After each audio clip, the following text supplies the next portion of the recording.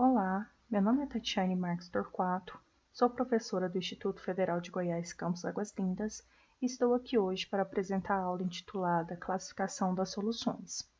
Essa aula é parte de um projeto de ensino intitulado Cálculo de Medicamento para Técnicos de Enfermagem, nível inicial. Bem, a resistência de uma solução ou sua osmolaridade é a relação entre o número de mols, moléculas, de soluto e o volume da solução. Em relação ao plasma sanguíneo e a outros líquidos orgânicos, uma solução pode ser classificada em isotônica, hipertônica e hipotônica. Esse desenho eu gosto bastante, que ele demonstra, o que essas soluções fazem nas células. As soluções isotônicas mantêm as células no mesmo tamanho. Já as soluções hipertônicas causam desidratação nas células, fazendo com que elas diminuam de tamanho. Já as soluções hipotônicas, elas fazem com que entre mais líquido dentro da célula, fazendo com que as células tenham edema e causam até mesmo rompimento. Bem, agora a gente vai definir o que é uma solução isotônica. Uma solução isotônica é uma solução na qual a mesma quantidade de soluto e solução está disponível dentro da célula e fora da célula. A solução e a porcentagem de soluto são as mesmas dentro da célula que na solução fora da célula. Portanto, usando os números acima, uma célula colocada em uma solução de água com NaCl de 0,9% está em equilíbrio. Assim, a célula permanece do mesmo tamanho. A solução é isotônica em relação à célula. Iso significa igual. Então, aqui, nessa imagem, podemos notar que quando a célula é colocada em uma solução isotônica, ela continua do mesmo tamanho, ela não sofre alterações.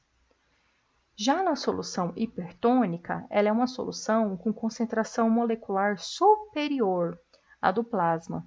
Quando administrada, ela provoca a saída de líquidos de dentro da célula, reduzindo seu volume, ocasionando concentração e desidratação celular. Então, quando a gente fala solução hipertônica, diz hiper é maior. Maior o quê? Está dizendo que a concentração molecular dela é maior do que o meio da célula. Então, ela vai causar o quê? Desidratação, vai sair água de dentro dela, ela vai diminuir o seu tamanho. Já nas soluções hipotônicas, são soluções com concentrações moleculares inferior à do plasma. Quando administrada, ela provoca a entrada de líquido dentro da célula, aumentando o seu volume, causando o edema, ela fica edemaciada, e favorecendo o seu rompimento, que é a lise. Então, quando a gente coloca solução hipotônica, o hipo significa menor. Menor o quê? É uma solução com concentração molecular inferior. Então, a gente pode ver nessa figura que as células, elas crescem de tamanho, elas ficam edemaciadas. E aí, elas podem até romper, O rompimento é chamado de lise. Bem, aqui nós temos alguns exemplos de soluções que nós usamos no meio hospitalar. As soluções isotônicas, Exemplos de soluções isotônicas. O soro fisiológico, o soro glicosado, o soro glicofisiológico, Aqui a gente tem o soro fisiológico a 0,9%, O soro glicosado a 5%, o soro glicofisiológico que contém glicose a 5% e cloreto de sódio a 0,9%, e o soro Ringer simples e com lactato. Já aqui nós temos um exemplo de solução hipertônica, que é a glicose a 10%, 25% e 50%.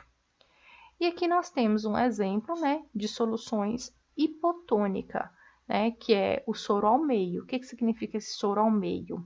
É o soro em que a concentração de glicose, de cloreto de sódio, é a metade da solução isotônica.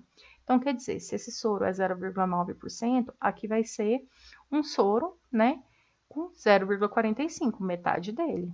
E aqui, o soro da glicose é 5%, aqui ele será de 2,5%. Então, ele vai ser metade do soro isotônico, aí ele se torna hipotônico.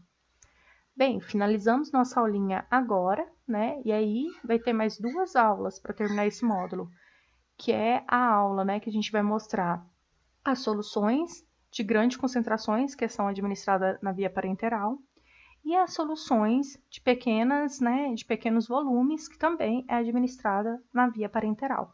Então, as soluções de grande volume e as soluções de pequeno volumes. Até mais, tchau!